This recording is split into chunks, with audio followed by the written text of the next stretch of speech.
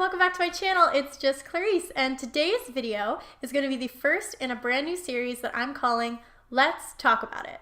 Each video is going to center around one topic that I feel I have some personal experience with and that I know a little bit about, and I'm also hoping that these topics are going to be interesting to you guys and relevant to your lives. So today's topic is new experiences, and I think that this is something that everyone can relate to because everyone has to go through some sort of new experience at least once in their life. Now, some new experiences are a little bit more mundane, obviously, like the first time you try a piece of chocolate cake. But then there are also like the really big firsts in your life, like your first kiss, or the first day of school, or the first time you go somewhere brand new that terrifies you to your core. And these are the ones that can be really challenging to deal with, and that's kind of what I'm going to be talking about today. So, without much further ado, here we go with today's video. New experiences, let's talk about it. So like I said before, some new experiences can be really intimidating and scary, and one that I think everyone can relate to would be starting in a new school. And this could be elementary, high school, university. It could be you've moved across the country, or you moved even just to the next town, and so you had to go to a new school halfway through a semester or halfway through, your high school experience, which is always scary and intimidating. And for some people, it's not really easy to make new friends. And I have some personal experience with that. When I was in elementary school, my family ended up having to move, and we did move pretty much all the way across the country from Ontario to British Columbia. And my whole life, I'd grown up with the same people, the same friends, so I always considered myself not so much somebody who didn't make friends easily, but I knew I had my tight-knit circle of friends, and I knew the people that I was comfortable talking to, and the people that, I knew we were okay, but we weren't really close. And that was all I knew about how I interacted with people. And then when we moved across the country and I had to start a new school, I realized something about myself, which is that I'm actually quite introverted and very, very shy and a little bit socially awkward, which is something I've worked on for most of my life. It used to be a lot worse, and this was the very first time that I came into contact with that because I literally didn't know how to talk to people. I didn't know how to talk to anyone in my grade. I didn't really know how to talk to my new teachers. It felt so strange being there and not having someone that I could lean on, or that one friend that you always go to and that you can hang out with no matter what. I didn't have any of that. So it was really, really scary. And for me, it was a very isolating feeling. I felt like I couldn't connect with anyone, and I didn't know what to do because I couldn't really complain to my parents because there wasn't anything they could do about it. We moved across the country. We weren't just going to pack up our stuff and move back. So I understand that feeling, and it can be so, so scary trying to navigate that and make new friends and try to put yourself out there. And it's something that you don't get over super easily, but you can get through it. It'll just take a little bit of time. You'll find those people that you are more comfortable with, you'll warm up to them, and they will get to know you.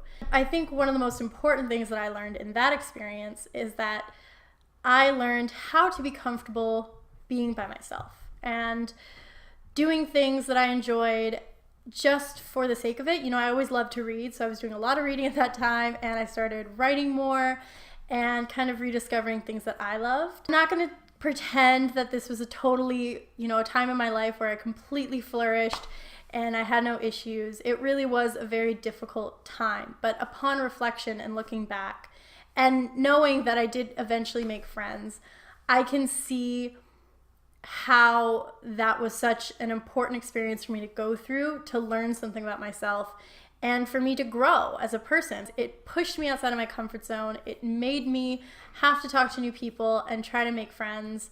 And now, even though it's still not the easiest thing for me to do, I definitely do feel more comfortable with it, and I know the people that I will get along with a lot better, and the kind of people that it's not so much that I won't get along with them, but I'm probably not going to vibe with them as well, and that's totally okay. Another area in life where we tend to experience new things is as a result of changes that we decide to make. And these tend to be bigger changes, kind of leaps of faith that we take because there's a possibility of reward and there's a possibility that things could get better. But these leaps are also extremely scary and terrifying. Sometimes you don't know if it's going to go well and if you're making a mistake or not, but you do know that you're not necessarily happy with what's going on in your life right now. And I think if that's the situation, if you're in a place where you're considering doing something and you really aren't happy with where you are right now, I think it's totally worth taking that leap, even if it's scary. For example, one area that I can relate is I was in university. I was at the University of Guelph, and I was in my second semester, and I realized that I really wasn't happy. I had just gone straight to university out of high school, and that had always been my goal in high school, was get to university, get to university, get to university.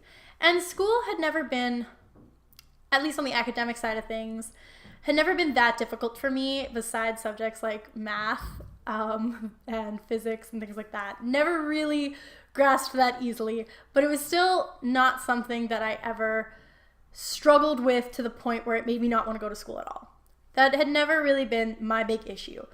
But I think I was so short-sighted that I didn't stop to think about what would actually happen when I got to university. What would happen when I crossed that high school graduation finish line? And when I got there, I realized I had no idea what I was doing there, what I wanted, where I saw this going. And for some people, they do use university as an opportunity to grow and figure out what they want to do. But for me, I just needed more direction. I didn't like taking classes that, they might have been interesting to me, but I didn't know what I was taking them for. And I really didn't like the idea of spending all this money, especially when it was coming from student loans that I would eventually have to pay back, and not knowing if I was even going to do anything with the degree I got afterwards.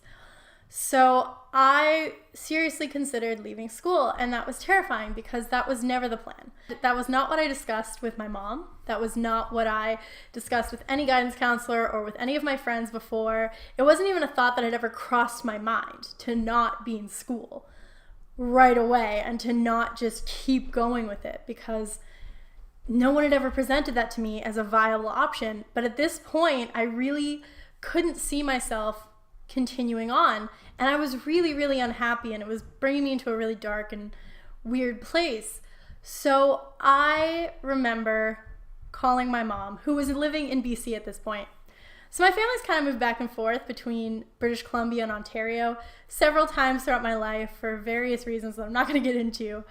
But at this point, I had finished my last 2 years of high school in Ontario and had gone straight to the University of Guelph.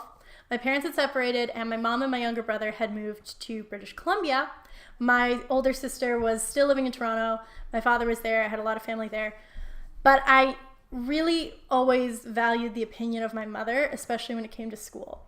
And I knew that if I was going to leave school, I needed her support. And I always loved British Columbia, and I knew that I wanted to come back here at some point. So even though all my friends, for the most part, I had about 1 or 2 friends still out here, and one of my closest friends lives here, and I've known her since high school. Her name is Mi Diang. She's a wonderful and amazing person, and she was one of the factors as to why I wanted to move back. I called my mom on Skype, and I was so nervous. I really didn't want to disappoint her. When it comes to school, my mom pushes so hard for academics. It's so important to her that we get a good education. It's really true. You need to have that base that you can stand on so that you can do something in the future, and when I say education, I don't just mean university. You could go to trade school. If you want to do something in beauty, you could go and study that at a esthetician school or beauty school, or you could take classes, or find someone to learn from. You can get an internship, all these things. There's so many different avenues and ways you can go to learn the skills that you need to continue on. I think any type of education is important, and you're going to need it to continue forward. So yeah, and that's something that my mom has instilled in me, the importance of education. But I was so terrified of telling her that I was thinking of leaving school. So I knew it wasn't going to be forever or anything like that. I did have plans on returning to university and returning to higher education. I just wanted to figure out what for before I continued on and went to pursue my degree. Again, I called my mother on Skype and I was so shaky and so scared. And I actually remember, I think I teared up a little bit when I was telling her, like that was the level of fear I was experiencing. And my mom started crying, but she wasn't crying out of disappointment. She was crying from happiness because she had missed me so much.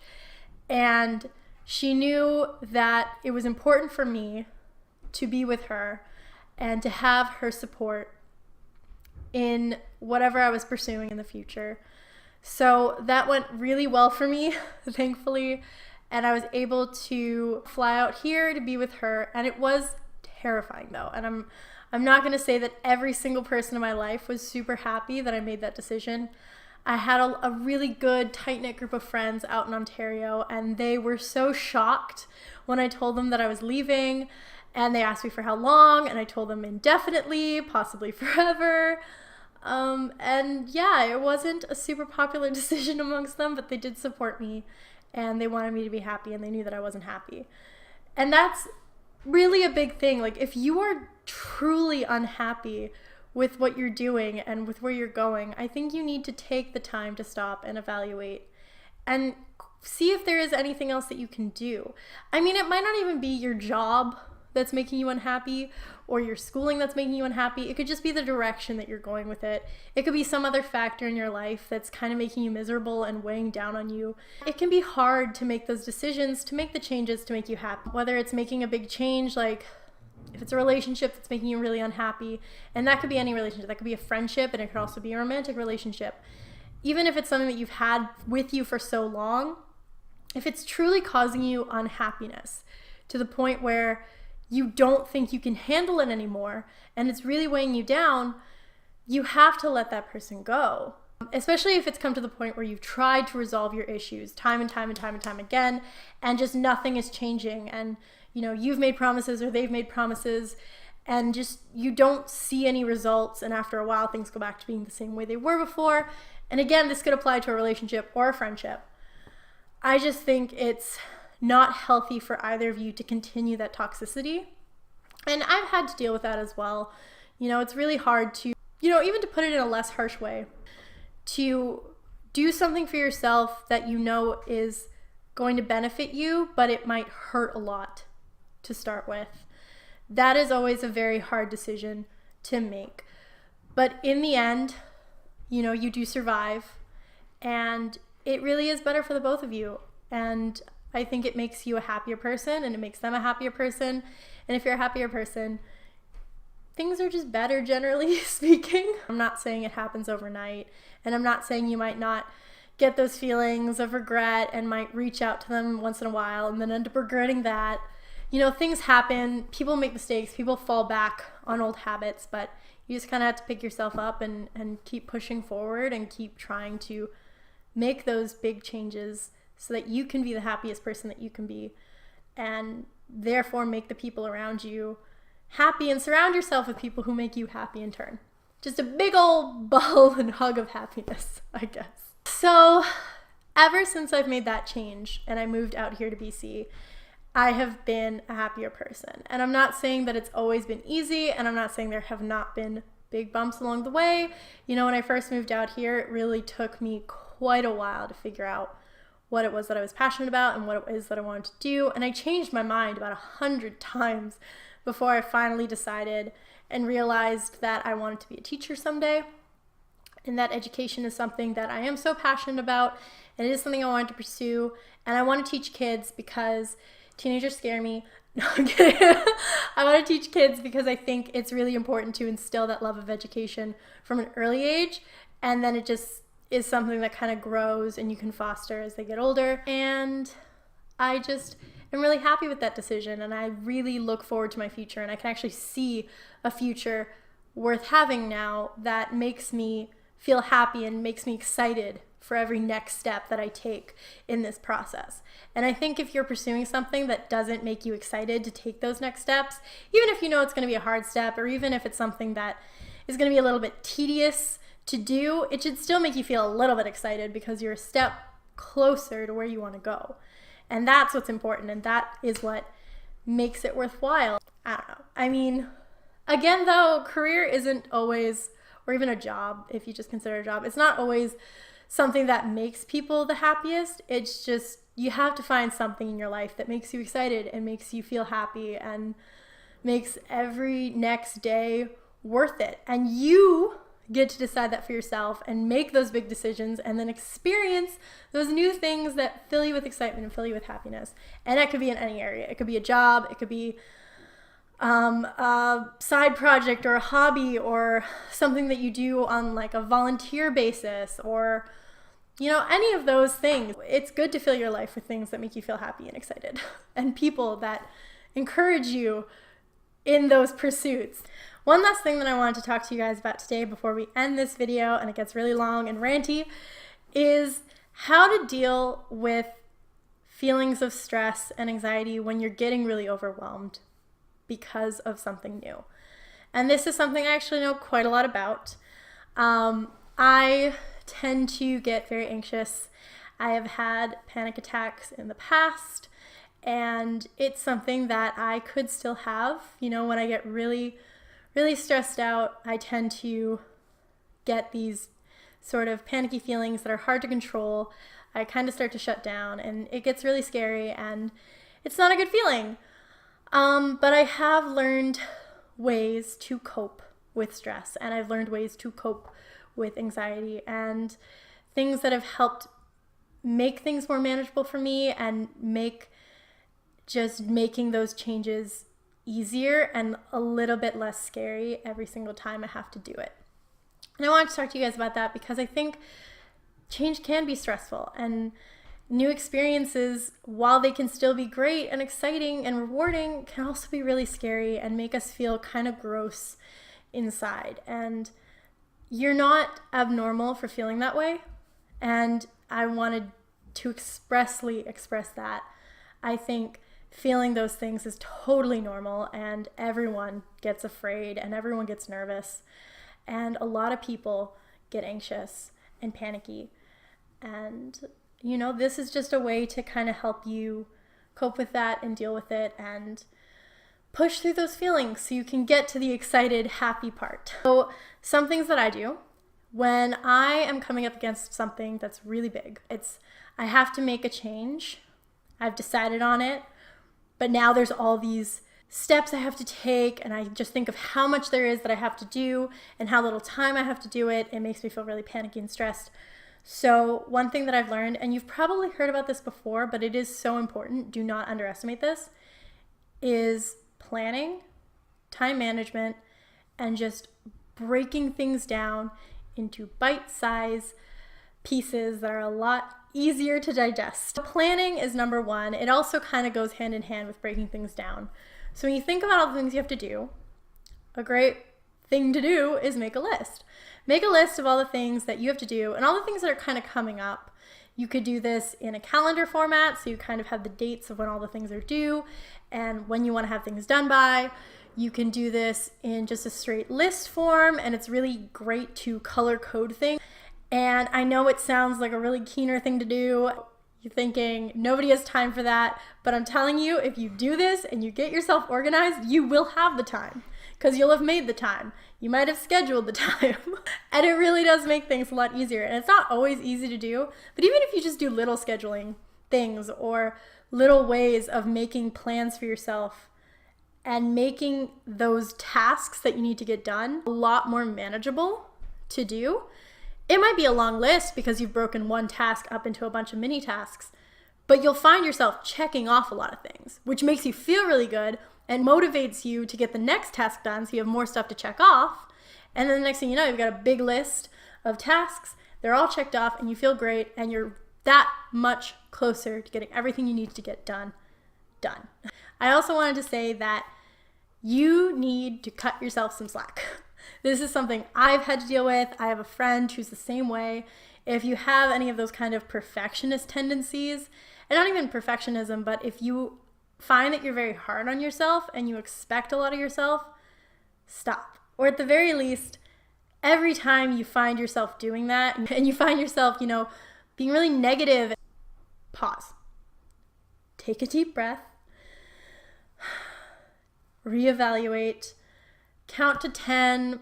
There's one really great exercise that I do, which is called the 5 senses. It's like a meditative skill or game kind of thing where if you feel yourself stressing out and kind of spiraling, you take a deep breath and you think of 5 things that you can hear, 5 things that you can see, 5 things that you can touch, 5 things that you can smell. If you're in a position to, like if you're at a restaurant, 5 things that you can taste. I wouldn't recommend just randomly tasting things around you. It's probably not safe, but you get the idea. And it kind of, as silly as it might sound, it actually really does calm you down because first of all, it takes your mind off of the thing that's causing you to spiral. And it slows down your breathing because you're really focusing on everything around you and what you're hearing and what you're experiencing. So it grounds you, it focuses your mind. And then when you come back to the thing, you're coming at it from a much calmer and much more reasonable state. Ask yourself, am I being reasonable right now? Am I expecting too much of myself? Am I being too hard on myself? Because yeah, sometimes we do mess up and we don't do the things that we're supposed to do. We're humans. We do it all the time. It's one of our worst features, but it's a common feature and you can't hate on yourself for that. You just have to plan better and learn from it and do better in the future and try to keep yourself more on task next time. Beating yourself up for something isn't going to change anything. It's not going to make things better and it's not going to make you get things done faster. If anything, you're just going to sit there and stew and dwell, and now you're going to think that whatever you do isn't going to be good anyways because you're so terrible and all these other completely wrong things. It's counterintuitive to think that way, and it just makes everything so much harder. So just take the time, breathe, come back, ground yourself, and just don't be so hard on yourself. Alrighty, so that is all that I have for you guys today. Thank you so much for sitting here and talking with me and listening to me. I hope this video didn't end up being too long. I know that my last 2 videos were pretty long, but I did really want to talk about this today and I felt like it was an important video to make. So I'm glad I did it. If you want to see more videos like this in the future, if you are interested in this Let's Talk About It series, let me know down in the comments below if you have any ideas of topics that I could talk about, or if I talked about something that you think I should elaborate on in another video, let me know that as well. I'm always open to suggestions. That's all I have for you guys. I will see you in the next video. Bye for now.